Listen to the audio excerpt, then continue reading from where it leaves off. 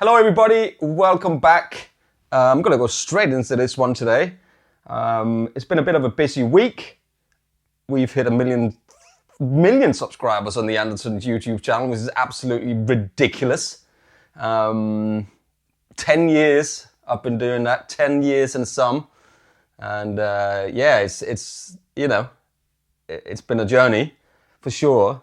A lot of hard work and a lot of fun work as well, but we're so grateful. I'm so personally so grateful for, and I'm sure everybody, I know everybody at Anderson's and the Anderson's video team, Taylor and Austin, and everybody that's been involved with it are all super thankful and grateful for, for that, for all the lovely comments and everything, and the live stream and all that stuff. And they all really work really hard, and they deserve some recognition as well.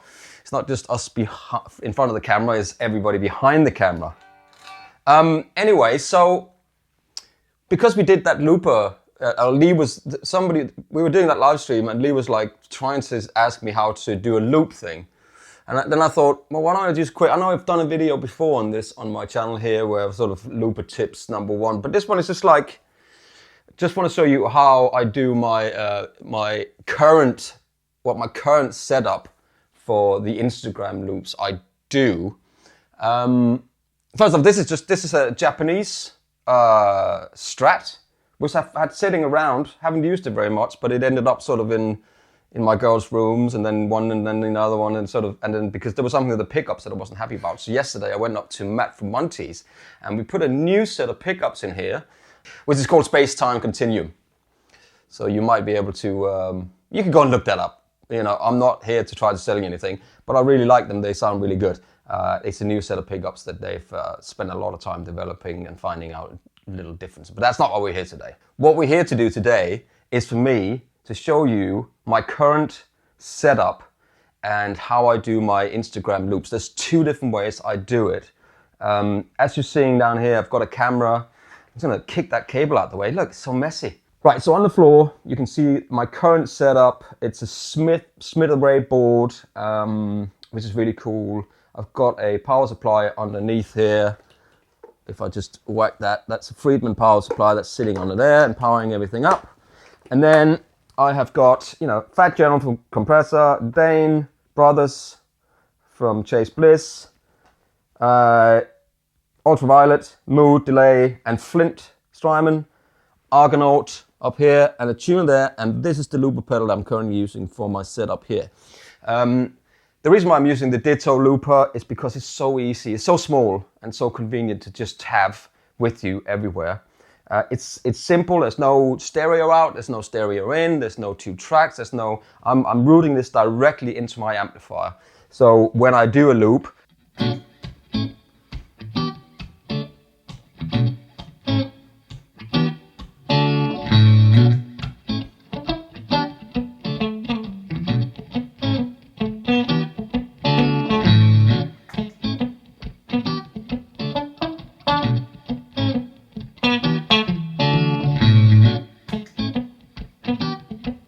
then I've got my loop, I can turn it up and down, and then also, if we look at the thing, it's got 99 built-in presets where it saves on your on the looper 99 little folders. So when you hook it up to your laptop, computer, Mac, whatever it is, it comes up in a folder, Ditto Plus, and then you just got 99 folders where you can literally pick in and where you can take out your loop as such. So this loop I will be able to take out, and that's how I've made some of the backing tracks, right? So I'll take out that little loop that I've done. It might just be one loop, whatever it is. I'll put it in Logic, and then I'll keep them and save them as inspirations for backing tracks or for other ideas eventually. Then the cool thing about the Ditto looper as well, this is not a video about the Ditto looper, it's just because I like it and I use it, is that I can drop, when it's hooked up to the computer, I can drop in 16 bits, 44.1K files, where Yurt Rock, for instance, have done a pack of drum loops that you can just take, drop directly in, and then you loop it. I've got actually an Aaron Sterling one because I fancied playing with the guy that plays drums for John Mayer for a little bit. So I got his loops, and if I just scroll up to let's say this one here, and I hit that,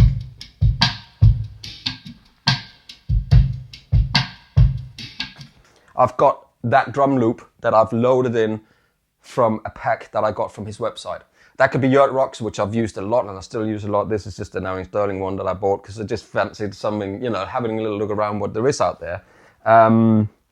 So there's the two different ways that I do looping. One is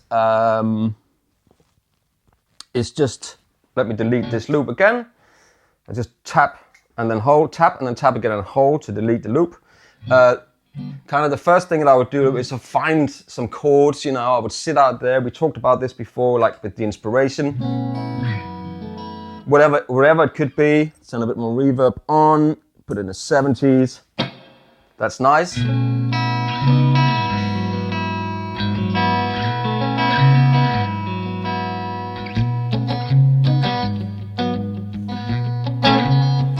So I got some chords in my head. That was just a chord sequence. I just, you know, I play a lot of these with the open B and E string. So let's say I just want to do that. I click in on the one and I click out on the one. So I go like 1, 2, 3, 4.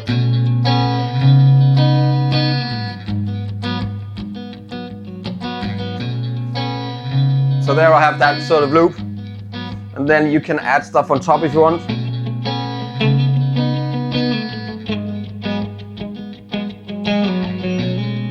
Or you can add some more, like some tremolos.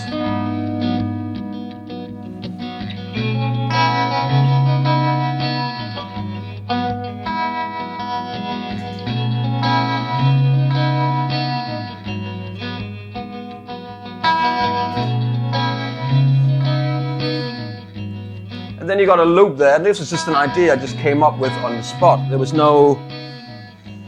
nothing really behind it. What I do is I kind of sit and noodle something, and then like just now come up with that idea. It might be something that I've heard someplace else. Lovely with the flint. You can.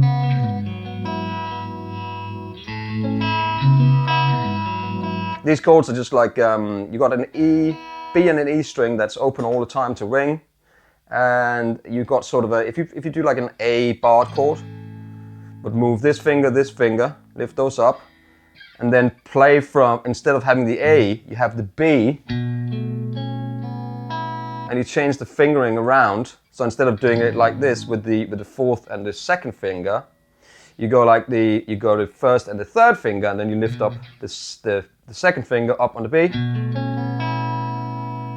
Move that up 2 frets. Alright, still keeping the B and the E loose, and then you go all the way down to A flat, sorry. And in this instance, you, instead of having them like that, you just have them like this. So you can have 1, 2, 3, 4. You can have 1, 2, 3. Depending on. I feel like for me when I'm trying to do something easy, I feel like the less I have to move my fingers, the less you know, the less sort of energy I have to use to do these grips. So here you're going 1, 2, 3, 1, 2, 3, and then you slide down. You've got already finger 3 and 2 and 3 in position. All you have to do is add your fourth finger, right? So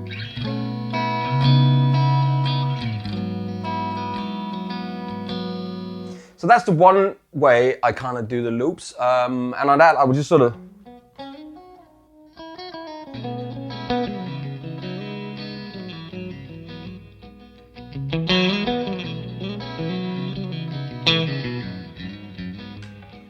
turn it up a bit. Put the gain on.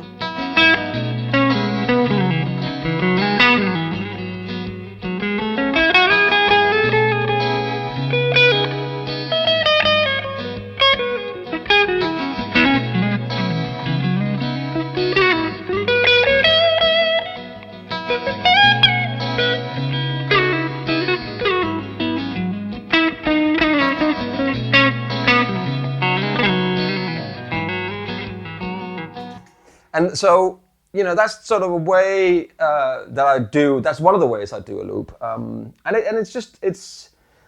I think all it is just becoming inspired by something out there. Whether it's whether whatever you do. Look at Instagram, look at YouTube, look at TikTok or social media, or put an album on, or listen to the radio, or blah blah blah. It doesn't matter.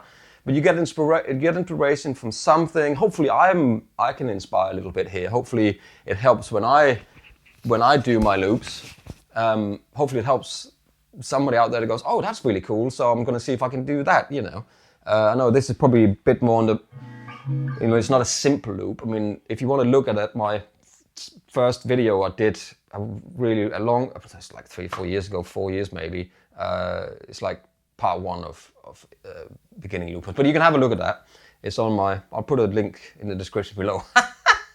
Now I sound like I'm on Anderson's. We'll put a link in the description below. But yeah, so what do I do next? Yeah, so the second kind of thing I would do with loops is that I would use that kind of drum feature. So I'll go over to this loop that we've got here, and I would use that drum feature. I would use that drum feature, loading in a loop. In this case, it's that Aaron Sterling loop. And I would sort of, actually we did a loop on the Anderson's channel. We can go and see that. It's really cool. It's not going to be there yet, but it was so good that I thought, I'll see if I can do it on my channel. I am actually stealing I've actually stolen that from a rather well-known guitar, but I've tried to make it a little bit. It was just an inspiration of the moment, because I was listening to that song in the morning.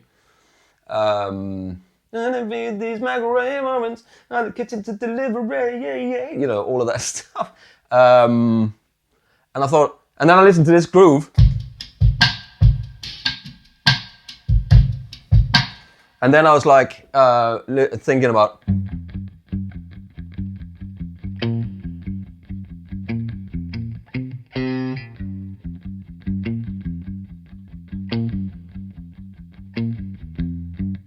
I was thinking about that, so what I did was, let me try to record it and I'll turn it down a bit. So I'll let the loop run.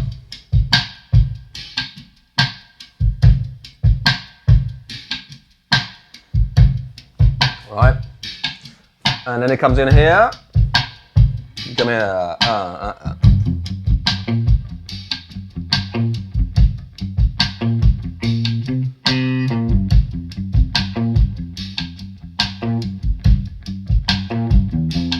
And then it comes.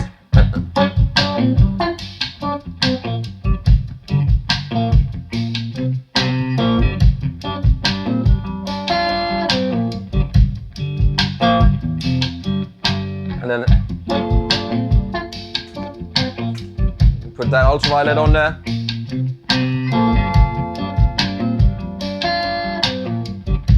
Do a little one of these.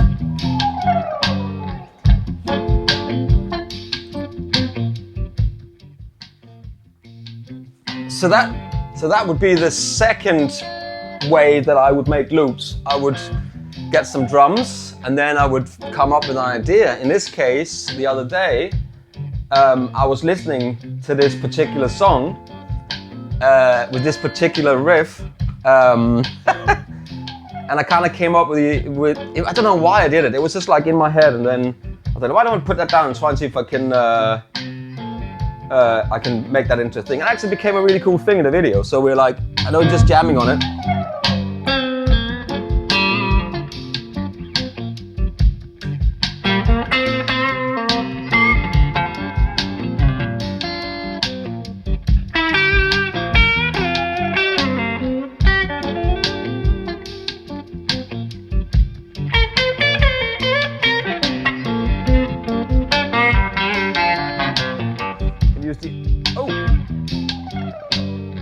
Use the Argonaut there.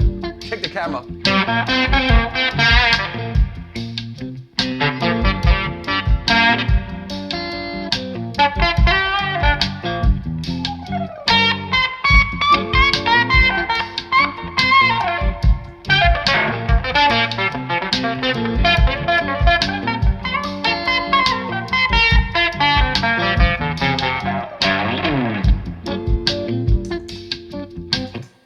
And so there you go. So you just kick the camera.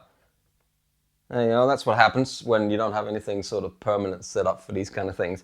You see what I mean? So those are the two different ways I do the loops. And I think once you get familiar with how a looper pedal works, you know, which ones you buy, again, you can go back and have a look at the video I did on that. You know, start somewhere simple. If you need a little bit more, then the Plus is a good place to go up to. If you want something simple, there's lots of simple loopers which just goes in and out with a volume knob and one switch, and that's easy. You can go Boss RC10. You know, you can go all the way up to the Syrian looper board. You know, there's so many options out there. I mean, one day it would be great to sort of make a looper which, you know, it all depends. You know, the RC600, there's tons and tons of loopers out there. And, you know, it's not about the looper in the beginning. It's about you making sure you can keep time and you can hit the button on the right place. I mean, I've got my looper now on the carpet, which is not ideal because you will have a little bit extra give in the carpet. It's just little things like that, you know, like wearing socks or different shoes, or, you know, you have to be quite accurate how you hit a looper pedal as well. So there's some skill involved in doing it, you know, and as I said, watch the video I've done. It's all about do the simple loops in the beginning and make sure you can keep the time, maybe use a metronome, maybe get a looper with a metronome in it. Anyway, that's how I do my loops. This is my little setup as it is at the moment, and yeah, money for nothing, you know, there it is. Yeah, please like and subscribe. Thank you very much for watching, and hopefully I'll see you next week. Goodbye. I'll kick that camera, damn it.